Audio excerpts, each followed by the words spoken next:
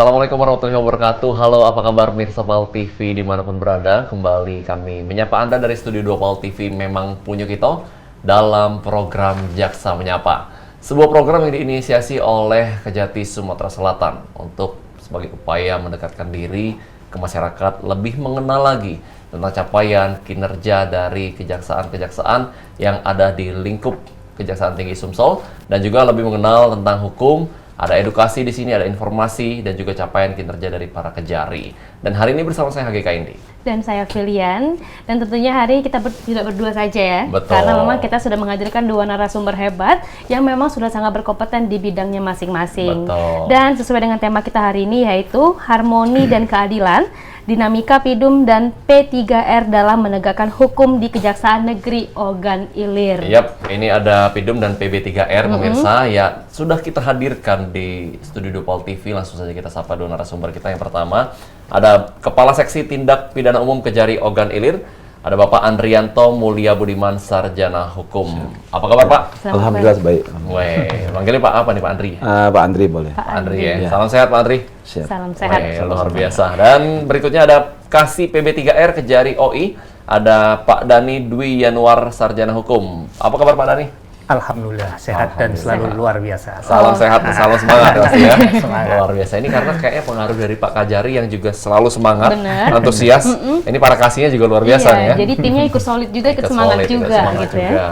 Betul. Dan tentunya memang suatu kebanggaan juga kita karena Yap. kita bisa mengaluk informasi juga nih dari dua narasumber kebanggaan hari ini. Yap, Oke. Kak Dani dan Kak Andri kita panggil Kak W biar lebih akrab. Ya, apa ya. Biar Siap, jiwa ya? muda Ya. selalu. Iya, udah selalu. Emang masih muda? Iya. Masih muda dong, Masih ya. muda dan tetap muda. Iya. Oke. Ya, Kak Dani, Kak Andri, kita mungkin sebelum masuk ke tema, kita pengen kenalan dulu dengan profil. Silakan mungkin diceritain pengalaman-pengalaman selama di kejaksaan. Ini perjalanan karir di kejaksaan ini dimulai dari kapan sampai sekarang bisa berkarir di Kejari Ogan Ilir. Mungkin Kak Andri dulu. Oke ya. Assalamualaikum warahmatullahi wabarakatuh. Waalaikumsalam. Sebelumnya yang saya hormati pemirsa semua, terima kasih sudah diundang pada kesempatan hari ini. Saya perkenalkan nama Andrianto. Kalau asli saya dari Putra Musi Banyuasin, asli Sekayu. Orang Kuyung, Puas Kak, ya? Kayu, orang Kuyung. Oh, Ya. iya. Saya meniti karir pada Kejaksaan Negeri pada Kejaksaan Agung Republik Indonesia itu tepatnya pada tahun 2003. Udah cukup lama. Udah 20 tahun masa kerja. Ini 2023 ya, berarti udah 20 tahun ya kan? Nah, di tahun 2003 saya penempatan pertama sekali di Kejaksaan Negeri Medan, itu CPNS-nya di Kejaksaan Negeri Medan tahun 2003. Cukup lama itu sampai dengan tahun 2011 di Kejari Medan sebagai staf kan. Nah, habis itu saya pindah lagi ke Kejaksaan Negeri Sukabumi di Jawa Barat. Nah, itu pun masih staf juga di tahun 2011 sampai 2014 saya 2013 akhir. Nah, di tahun 2014 saya menempuh karir sebagai jaksa pendidikan jaksa atau waktu itu PPJ tahun 2014 di Ragunan selama 6 bulan. Nah, habis itu saya penempatan sebagai jaksa pertama itu di Kejaksaan Negeri Teluk Kuantan atau Kuansing atau Riau, tepatnya di Riau. Riau, Kuansing. Di 2014 saya jaksa fungsional di situ selama sampai dengan tahun 2018 di Kejaksaan Negeri Kuansing di tahun 2018 di Riau. Itu kebetulan di situ juga saya fungsional di situ dan langsung mendapat jabatan kepala seksi. Waktu itu saya dapat jabatan Kasbabin di Kejaksaan Negeri itu juga langsung jadi kasih di situ.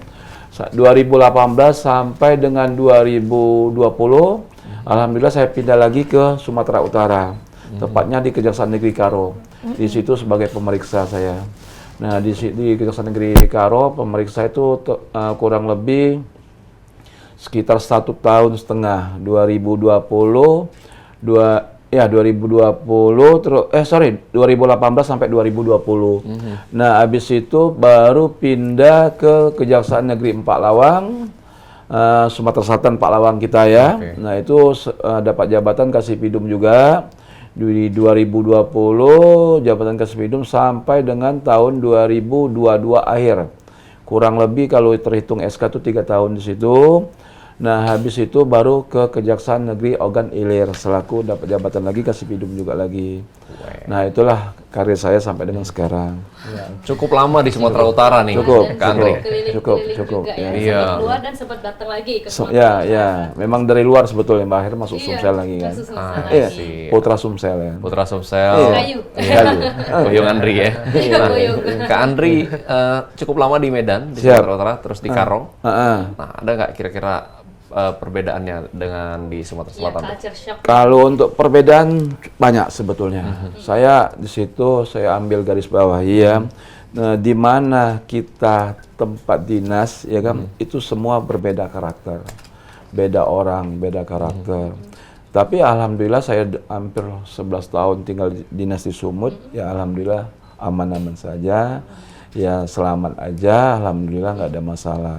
Ya kalau masalah karakter sih sebetulnya kalau untuk Sumatera Utara saya akui keras. Ya, tapi ya Sumsel juga cukup keras.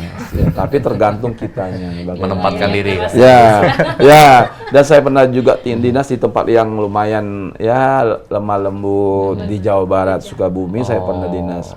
Dan kebetulan saya istri Sukabumi. Oh, ada beristri Nah, juga. pas ke Sukabumi, situ ya alhamdulillah ya memang beda kan. Terus di Riau juga, ya kebetulan pernah dinas di Riau juga, ya orang Melayu, ya alhamdulillah bagus, ya Jadi pengalaman ya, Kak Andri jadi ya? pengalaman aja ya. 11 tahun loh di Medan. Di Medan 11 tahun ya. Dapat marga ada Kak di situ?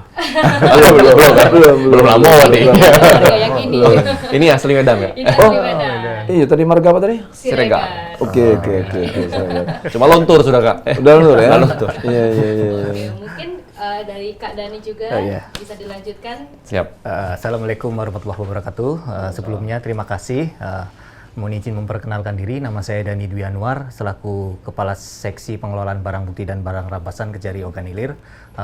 Sedikit menceritakan riwayat pekerjaan saya mengawali karir saya di Kejaksaan Republik Indonesia di tahun 2015. Penempatan awal saya sebagai calon jaksa ada di Kejaksaan Negeri Ketapang di Kalimantan Barat. Terus selama 2 tahun 1 bulan setelah itu saya mengikuti pendidikan jaksa di tahun 2017 selama 6 bulan. Setelah itu penempatan awal saya sebagai jaksa fungsional ada di Berau, Kalimantan Timur, Tanjung Redep, Kabupaten Tanjung Redep. 3 bulan saya di Tanjung Redep mendapat promosi sebagai Kepala Subseksi Eksekusi dan Eksaminasi Tindak Pidana Umum di Satker yang sama. Setelah itu selama 2 tahun 3 bulan saya pindah ke Kejari Palembang sebagai Kepala Subseksi Penuntutan Eksekusi dan Eksaminasi di Palembang selama 2 tahun dan baru kemarin Agustus tahun 2023 mendapatkan promosi sebagai Kepala Seksi Pengelolaan Barang Bukti dan Barang Rampasan di Kejari Ogan Ilir. Wah, sudah hampir 9 tahun berarti ya. Kak 9 Dani. tahun. Asli mana? Saya asli Tegal, Jawa Tengah. Satu kampung dengan Kak Sintel juga. Kak Sintel tadi ya. Iya. Kak Gita ya. Ya, sekampung ya Kak Gita, luar biasa. Oke, jadi memang selalu menarik melihat profil dari masing-masing jaksa yang hadir di Pol TV ini karena punya warna tersendiri dan punya pengalaman-pengalaman menarik. Ada pengalaman-pengalaman berkesan ketika keliling-keliling ini, Kak Dani. Tadi sempat ke Pulau Kalimantan. Betul. Pulau Kalimantan dan aslinya Jawa yang kita tahu lembut ya, halus ya Kak ya. Pasti lebih culture shock juga. Iya, Karena betul, kan betul. kalau kita dari Sumsel sudah biasa ya. Pak. Biasa. Gimana tuh? Kak Dani?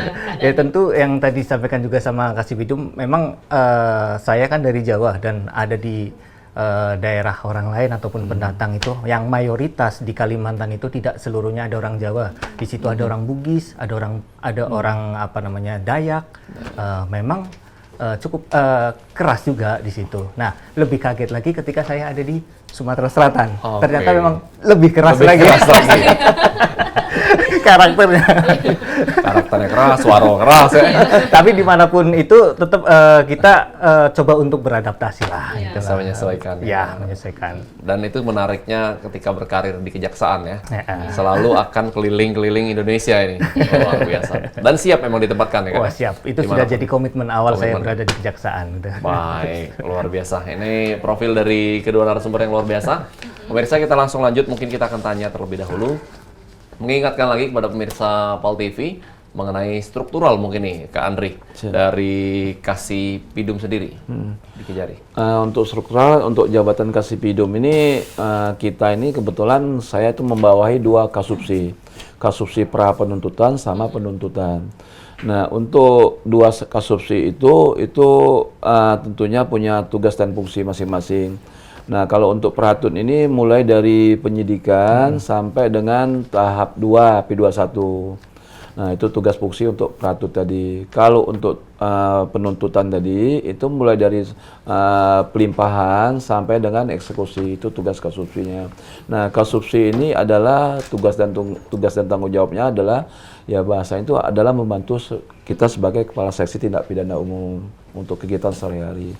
Itu aja. Ada jaksa fungsional juga? Jaksa fungsional ada. Ada untuk di Kejaksaan Negeri Ogan Ilir, alhamdulillah kita dapat 1 jaksa fungsional. Dan staf ya lumayan cukup lah, ada sekitar 10 orang untuk staf. Ya itu yang membantu kita di Kejaksaan Negeri Ogan Ilir. Berarti SDM cukup ya? Cukup, alhamdulillah cukup. Untuk di OI cukup. Luar biasa. Kalau untuk Kak Dani sendiri ini strukturalnya gimana Kak? Kalau untuk saat ini tuh di bidang pengelolaan barang bukti dan barang rampasan itu tidak ada subseksinya. Memang pada saat kemarin ada aturan terkait dengan tata kerja dan organisasi sebelumnya memang ada 2 subseksi barang rampasan dan barang bukti.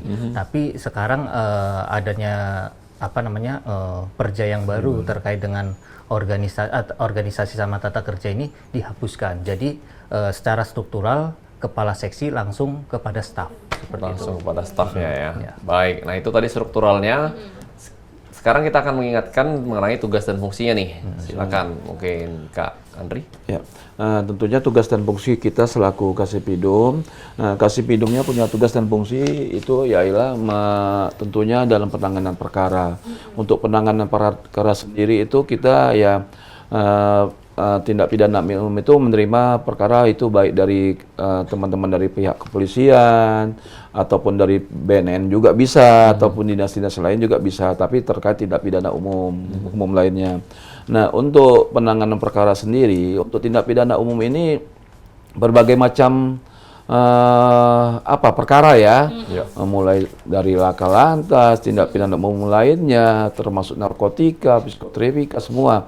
Nah, untuk penanganannya sendiri itu ya tentunya ada tahapannya. Ya, pada tahapannya ya tentunya kita tindak pidana umum ini sifatnya sih sebetulnya adalah pasif, dalam arti pasif menunggu dari kawan-kawan dari penyidik. Nah, itu tentunya dari mulai pengiriman SPDP, sampai pengiriman berkas, sampai dengan terakhirnya kita sidang di pengadilan. Tentunya sebelum sidang kita melimpahkan perkara tersebut dulu. Setelah sidang tentunya adanya putusan, kita laksanakan putusan tadi ada eksekusi sampai dengan juga perhubungan dengan KSBB sampai dengan pemusnahan barang bukti, baik terhadap orang ataupun terhadap barang buktinya. Yaitu barang bukti itu kita wajib eksekusi. Ya kalau memang yang dikembalikan kita kembalikan, kalau yang dirampas untuk negara kita rampas untuk negara dengan cara dilelang. Kalaupun untuk dirampas untuk dimusnahkan ya kita musnahkan, tentunya dengan cara dibakar ataupun dihancurkan sehingga barang bukti tersebut tidak bisa digunakan lagi. Baik. Siap. Ya. Betul, dan sudah jelas institusi dari Kasipidum. Kita akan mengetahui juga tugas fungsi dari Kasih PP3R. Namun setelah yang satu ini, jangan kemana-mana. Jaksa Menyapa akan kembali.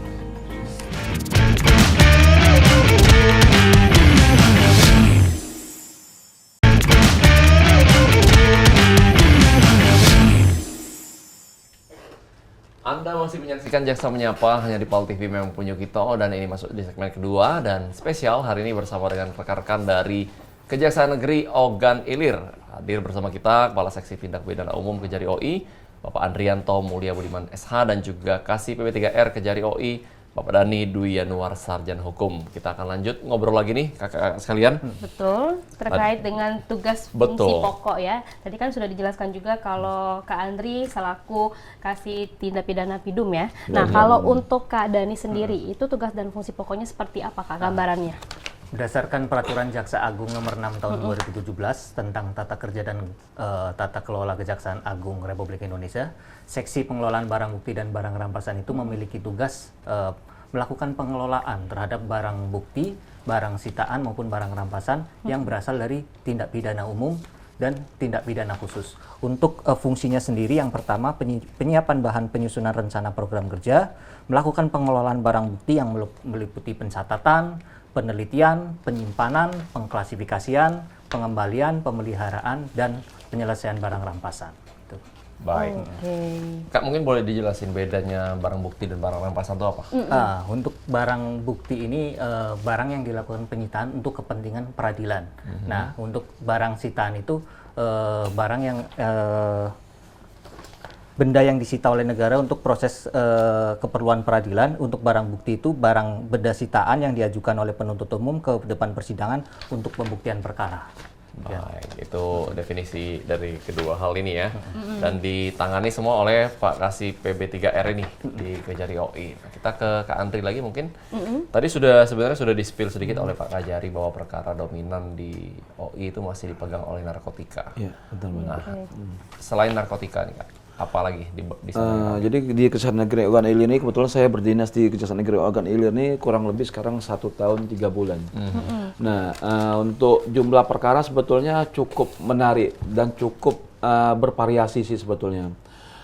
Mulai dari narkotika, termasuk juga migas juga ada, apalagi yang semacam penganiayaan, terus pencurian dengan kekerasan.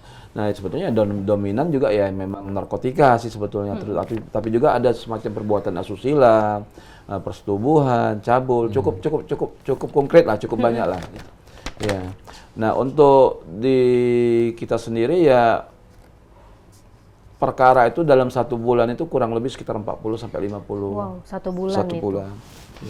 Ini lagi naik berarti ya Kak? Ya, ya. Itu tadi di sipil ada migas, apakah ini terkait ilegal main? Nah, untuk migas sendiri itu ya berbagai macam. Memang tentunya Undang-Undang Hak Cipta Kerja kan. Nah, di sini ya berbagai macam tentunya mulai dari semacam minyak oplosan yang dari kayu ya kan. Atau juga semacam ya orang beli minyak di SPBU, subsidi yang lalu akhirnya dijual lagi bahasa Palembangnya ketengan yang ngambil untung 1.000-2.000 ya itulah kira-kira. Oh, itu juga ditindak gitu Kak? Ya, itu juga kita kita lakukan untuk proses persidangan juga ya. Nah, Kak Andri ini salah satu yang juga hampir sudah keliling Indonesia lah. Siap, ya. Untuk dinas-dinasnya. Melihat di tempat-tempat lain apakah memang narkoba terus mendominasi nih? Untuk narkoba ini sebetulnya saya rasa di mana-mana memang mendominasi memang. Rata-rata ya mungkin dimanapun saya lihat malahan tempat terpencil pun, saya kan pernah juga dinas di Pak Lawang, ya kabupaten yang sangat yang paling ujung untuk di wilayah Sumatera Selatan, ya kan? Di situ juga ya dominan narkotika. Memang sepertinya sekarang ini bahasanya tuh, ya udah pada rusak kaum generasi ya dengan narkoba ini. Karena ya memang saya sebetulnya karena sering saya baca di berkas itu ya sangat menyedihkan sih sebetulnya. Yang hanya gara uang 100.000, bahkan ada 50.000 bisa beli narkotika. Ya itulah sebetulnya rata-rata seperti itu sih sebetulnya. Karena udah candu tadi ya? Ya iya. Tantangannya apa sih Kak yang paling besar kalau mengatasi narkotika nih sehingga dia masih terus dominan di mana-mana? Ya tantangannya sebetulnya gini, kita ya dalam hal ini untuk tentunya proses penegakan hukumnya. Ya tantangannya jujur, ya saya selaku Kasipidum bagaimana ya saya bilang ya cukup semacam tantangan atau dilema juga. Kenapa saya bilang dilema? Ya kalau kita baca isi berkas, kadang-kadang ya maaf, saya rasa tidak seimbang dengan apa yang diperbuat dengan hukumannya. Kenapa saya bilang tidak seimbang? Ya gara-gara beli narkotika dengan harga 100.000, ya kan? Betul. Ya kena hukuman paling rendah, ya kalau paling rendah 1 tahun. Bahkan mungkin sampai 7 tahun, 8 tahun. Kalau sempat dia ikut dalam suatu peredaran. Itu pengguna ya? Iya, Pengguna itu ya kalau pengguna minimal setahun. kalau pengguna kan maksimal 4 tahun. Tidak ada minimal. Oke. Ya, tidak ada minimal. Kalau dia memiliki itu 4 tahun minimal. Tapi apabila dia sebagai perantara penjual itu udah minimal 5 tahun. Nah, Kurir ya? kurirnya ya kadang-kadang nggak imbang kan. Saya bilang tidak wajar apa yang dengan diperbuat. Duitnya ya. seberapa ya? Duit seberapa, ya kan? 200.000 kan? Iya, tapi hukuman sampai 5 tahun, 7 tahun. Bahkan sampai ada yang seumur hidup, ada yang hukuman mati apabila memang terlibat dalam kasus jaringan, ya kan? Ataupun dalam peredaran yang dalam arti skala besar. Karena saya sendiri juga jujur untuk menjabat Kasipidum ini untuk jabatan yang kedua kali, beda 2 provinsi. Saya itu udah 4 tahun saya jabat Kasipidum. Ya saya jujurnya udah pernah sampai menghukum mati, udah pernah. Seumur hidup juga udah pernah. Iya, di waktu di Pak Lawang ada yang hukuman mati, ada semua. Kalau di OI? Di OI seumur hidup. Pernah saya tuntut hukuman mati, tapi alhamdulillah matinya, kasasinya tidak, tapi diperkuat hukuman dari Mahkamah Agung seumur hidup. Tuntutan maksimal itu ya? Siap, betul. Nah, kira-kira kalau menurut pandangan Kak Andri secara pribadi, apa yang membuat aparat penegak hukum kita ini kesulitan dalam mengatasi narkoba ini, terkhusus untuk bandarnya? Oke. Nah, di sini sih sebetulnya memang untuk kesulitannya memang ya saya rasa gimana ya, untuk memberantas jaringan ini ya memang jaringan ini memang sebetulnya cukup kuat sih sebetulnya. Nah, jaringan ini sendiri memang ya saya lihat mulai dari kalangan sangat rendah sampai yang orang betul-betul berkelas ya kan. Nah, di sini juga mungkin ya ada arti saya rasa ya kurangnya semacam sosialisasi. Nah, kurangnya mungkin SDM karena ya kadang-kadang kita ini kan untuk kawan-kawan mungkin dari pihak kepolisian sendiri untuk melakukan penangkapan mungkin dari satu kabupaten itu ada berapa desa ya kan, sementara aparat sendiri hanya beberapa orang. Nah, di situ sih sebetulnya. SDM-nya juga. SDM-nya juga. Gitu ya. Oke, nah kalau kita kembali ke Kak Dani, jadi kalau untuk pengumpulan barang bukti dan barang rampasan, kalau untuk tingkat kesulitannya itu seperti apa? Jadi saya bercerita terkait dengan pengalaman saja ya. Pas awal mula saya dilantik ataupun menjalankan tugas di Kejari Ogan Ilir itu, ada terdapat barang bukti yang terkait dengan minyak ilegal yang tadi disampaikan oleh Kasipidum.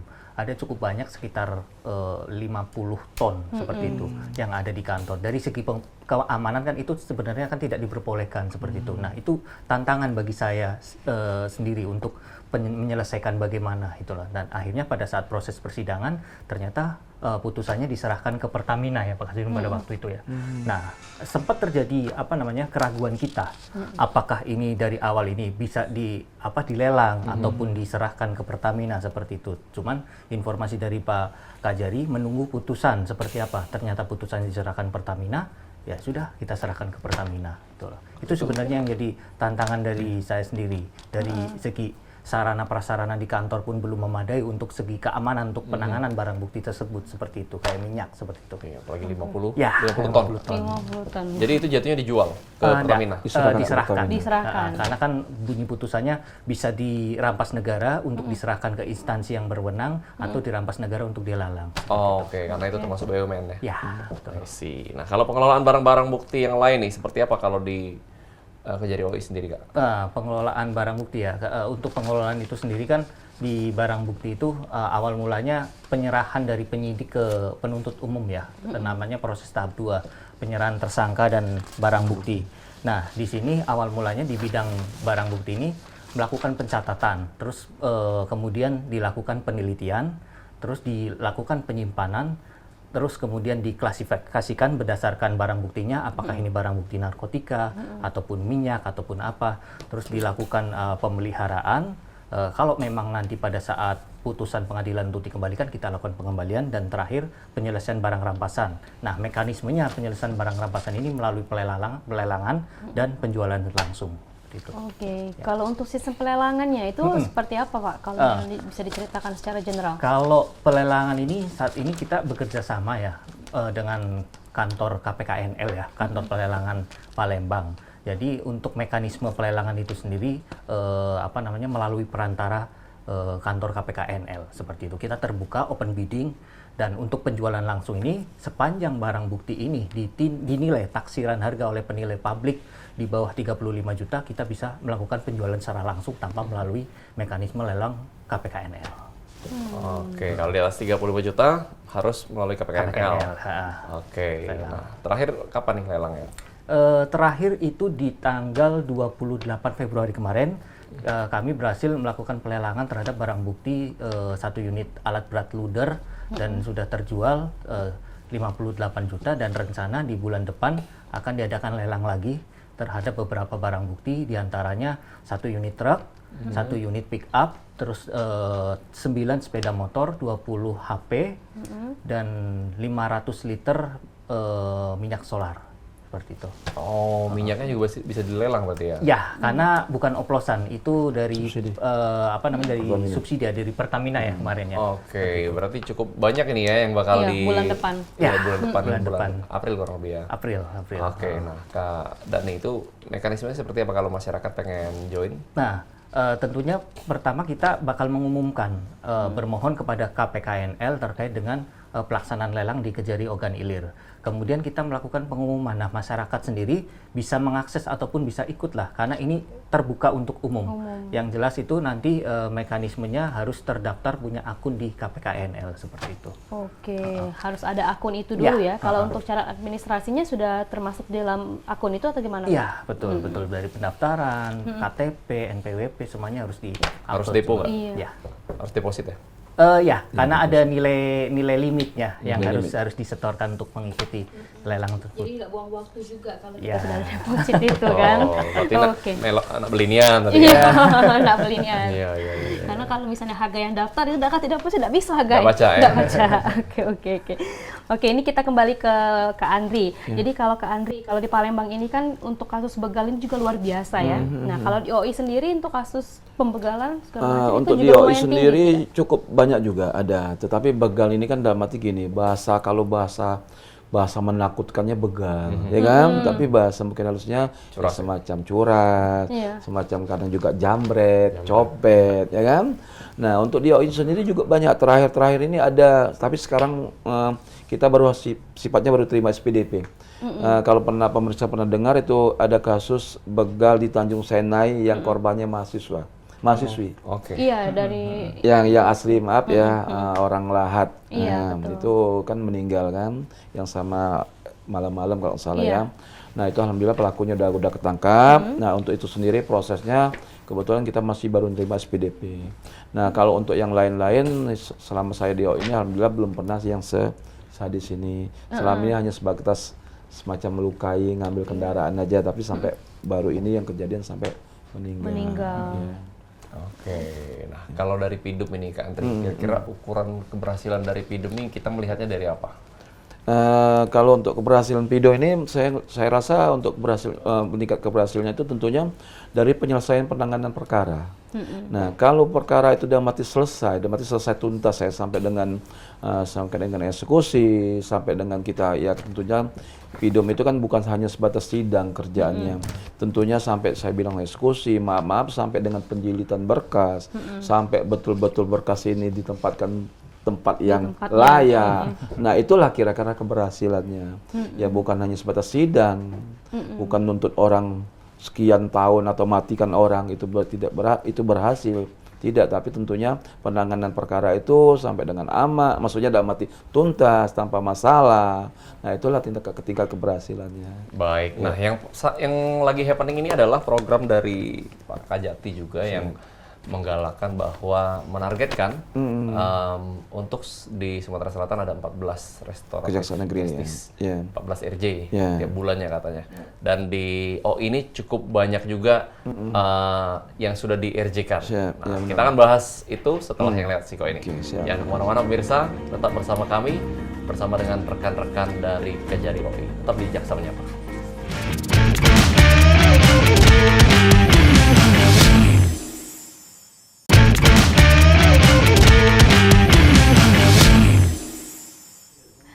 Baiklah pemirsa, balik lagi di program kesayangan, program Jaksa Menyapa masih dengan dua narasumber hebat kita hari ini, Kak Andri selaku Kasih PIDUM dan juga Kak Dani selaku Kasih PP3R Kejari Ogan Ilir. Betul, kita lanjut ngobrol lagi nih dengan Kak Andri dulu, masalah tadi bahwa selama ini kita tahu di kejaksaan ada yang namanya istilah ultimum remedium, bahwa penggunaan hukum pidana Indonesia sebagai sebuah jalan akhir dalam penegakan hukum, tapi tidak berlaku lagi sekarang karena kita tahu sekarang ada yang namanya restoratif justice.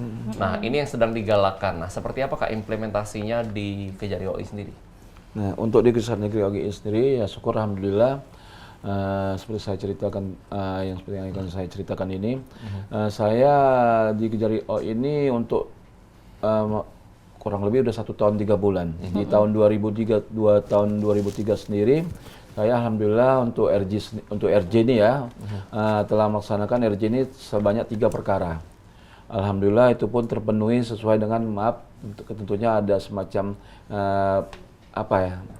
yang masuk dalam kategori ya dalam arti, yang memang masuk dalam anggaran ya dalam DIPA kita. Memang targetnya 3, alhamdulillah tercapai 3. Nah, untuk sekarang tahun 2024 ini alhamdulillah saya udah mengajukan ke Kejaksaan Tinggi dan sekarang lagi proses itu ada 5 perkara. Malahan ya kita kan kebetulan kita data ya, mana yang layak, mana yang kira-kira bisa. Itu insya Allah mungkin tercapai sampai 15 perkara, insya Allah dalam waktu dekat ini akan kita laksanakan 15 perkara. Yeah. Luar biasa. Itu yang selama ini sudah dilakukan RJ-nya kasus apa, Kak? Yang sudah kita lakukan dan kebetulan RJ ini kan tentunya ada syarat dan ketentuan. Nah, tentunya RJ ini kan kita berdasarkan Perja nomor 15 tahun 2020. Nah, di Perja nomor 15 tahun 2020 ini tentunya ada beberapa poin atau syaratnya kan. Yang pertama syaratnya ini tentunya ancaman tidak lebih dari 5 tahun. Nah, terus kerugian tidak lebih dari 2,5 juta. Dan ada syarat umum juga itu yaitu harus adanya perdamaian antara kedua belah pihak. Nah, jadi RJ ini pada prinsipnya tentunya harus ada korban. Nah, di sini kalau tidak ada korban dan ancamannya cukup tinggi, ya tentunya tidak masuk dalam syarat tadi. Dan setiap dilakukan RJ itu harus mengundang tokoh-tokoh masyarakat, tokoh agama. Betul. Spirit apa yang mau disampaikan? Nah, untuk itu tentunya kan ngundang seperti yang sering kita undang tuh ya tokoh agama, masyarakat ataupun kepala desa, atau paling ruang lingkup terkecil itu ya kadus, RT, RW itu. Nah, yaitu ya memang dalam hal ini saya sebetulnya ya cukup mengucapkan terima kasih kepada ya aparat desa yang telah membantu selama ini, karena dalam hal ini memang untuk RJ ini tidak akan selesai tanpa peran dari masyarakat. Karena RJ ini ya tentunya kita kejaksaan ini ya maaf lah sebetulnya kita ini sifatnya kan tidak tahu di lapangan. Tentunya kan adanya bagaimana apa yang terjadi di masyarakat ini kita nggak tahu. Nah, tentunya kan peran dari masyarakat sendiri, kepala desa yang bagaimana sehingga datang ke kita bermohon terhadap ada kasusnya yang memang patut di restoratif justice kan. Nah, itu sih sebetulnya. Berarti sekarang kalau memang sebisa mungkin kita lakukan RJ, Kak, ya? Siap, betul. Restoratif justice dan tidak lagi mengedepankan retributif justice atau pidana, ya. Betul. Namun salah satu syaratnya juga pemirsa yaitu baru sekali ya si pelaku untuk melakukan pidana. Ya, betul. Nah, sifatnya untuk pelaku sendiri itu tentunya bukan sifat pengulangan. Kalau bahasa lain tuh dia ini baru yang pertama kali. Apalagi sampai dia udah pernah residivis itu tidak mungkin. Tidak bisa. RJ, ya. Apalagi kapan latigo 4 kali. Ya, dan itu juga Tuman, Kak, ya. Ya boleh dibilang perkara-perkara ringan sih sebetulnya. Yang lebih yang dominan tuh mungkin seperti penganiayaan. Nah, ataupun mungkin ya pencurian, KDRT juga bisa, ataupun ya semacam kekerasan dalam rumah tangga itu bisa sih. Baik.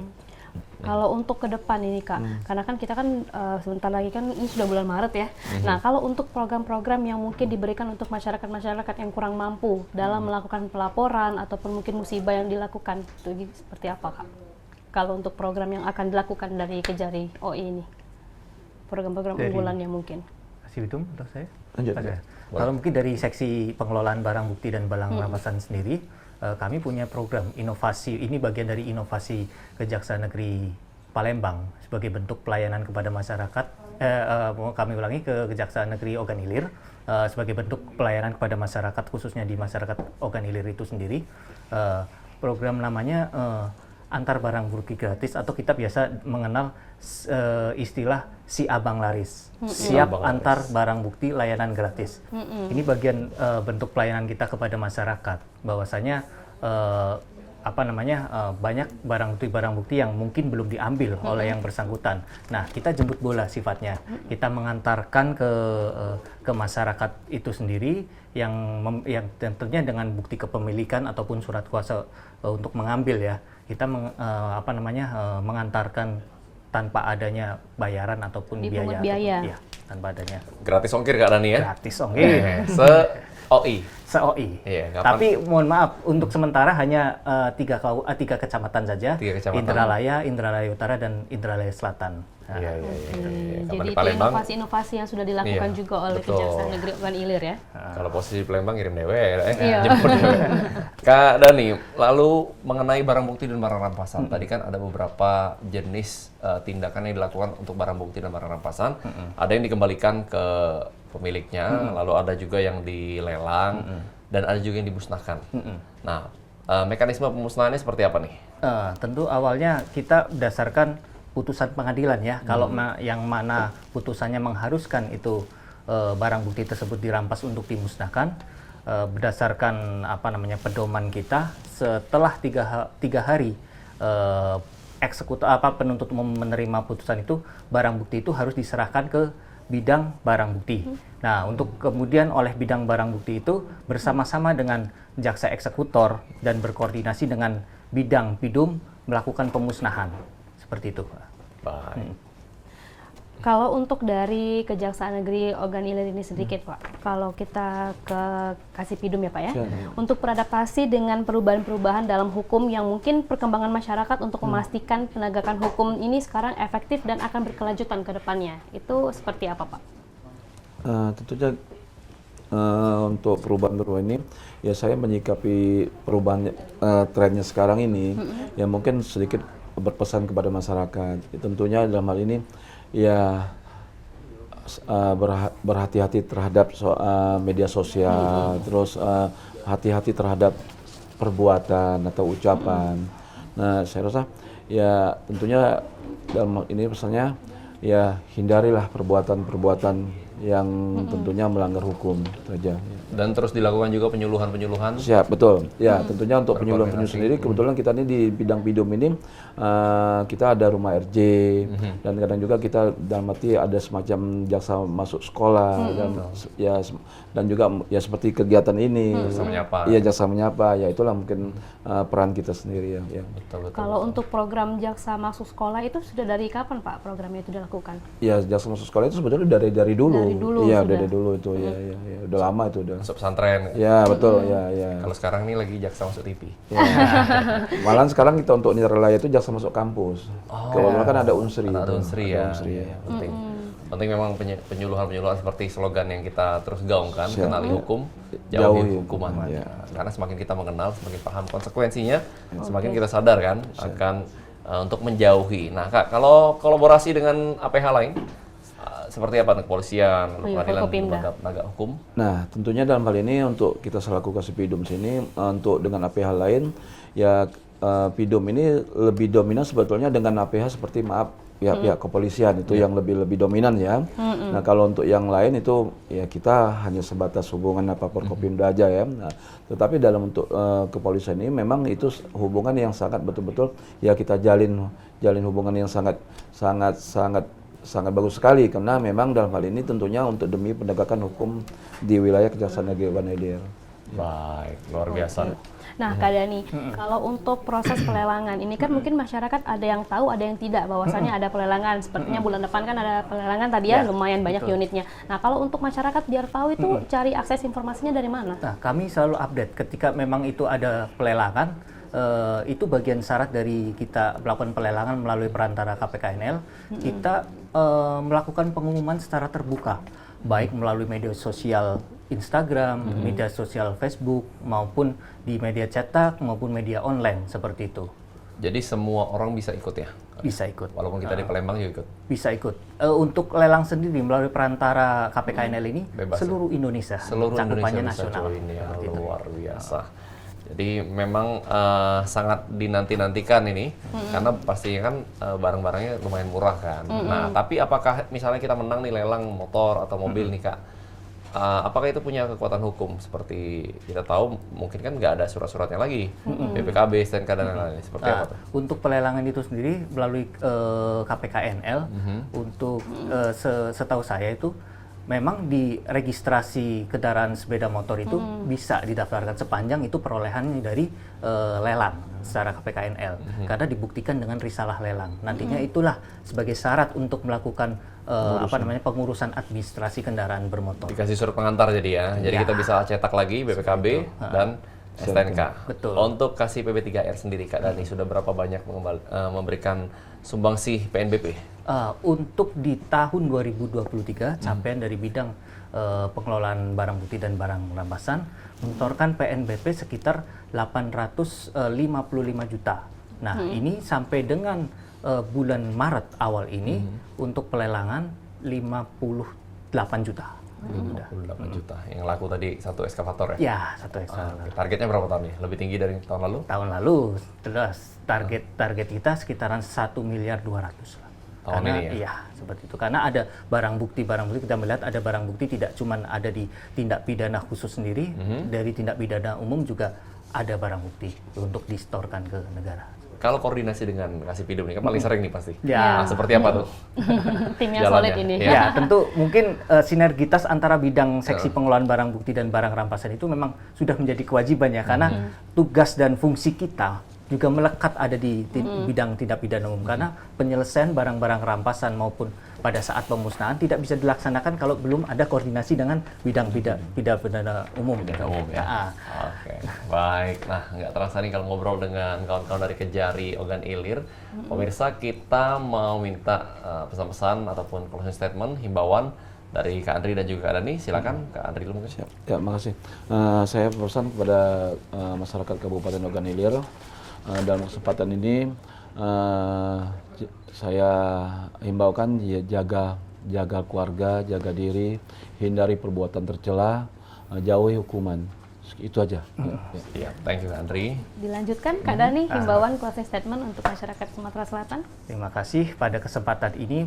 Mungkin izin dari pimpinan bahwasanya Kejaksaan Negeri Ogan Ilir sendiri memiliki inovasi, yaitu si Abang Laris siap antar barang bukti layanan gratis bagi masyarakat Ogan Ilir, pada khususnya yang masih memiliki barang bukti yang ada di kantor Kejari Ogan Ilir. Silakan gunakan layanan ini, dan segala sesuatu yang terkait dengan pengambilan barang bukti maupun pengantaran barang bukti tidak dipungut biaya ataupun gratis. Terima kasih. Gratis ya. Baik, terima kasih sekali lagi untuk Kak Andri dan juga Kak Dani atas waktunya, informasi dan juga edukasinya. Itulah tadi pemirsa bincang-bincang kita edisi Jaksa Menyapa hari ini dengan Kasih Pidum dari Kejari OI, Pak Andrianto Mulia Budiman SH, dan juga Kasih PP3R Kejari OI, Pak Dani Dwi Yanuar Sarjana Hukum. Terus saksikan Jaksa Menyapa hanya di PAL TV, memang punya kita. Ingat selalu pemirsa, kenali hukum, jauhi hukuman. Saya HGK Indi. Saya Pilihan pamit undur diri. Terima kasih dan sampai jumpa.